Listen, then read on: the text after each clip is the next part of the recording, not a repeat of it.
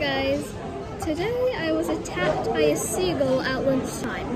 It stole my sausage roll. Evie was sat on a bench eating her sausage roll and she'd had one or two bites of it.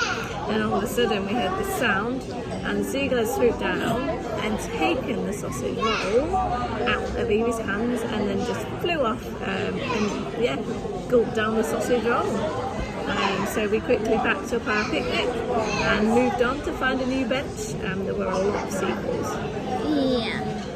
And it also hit my finger with its foot as it grabbed it. Oh my goodness, imagine that. I wonder if anyone else has ever been attacked by a seagull. Let us know in the comments if you have been attacked by a seagull. That would be great. If this video gets more than 50 likes, we may take revenge against the seagulls. Alright. Speak to you all soon.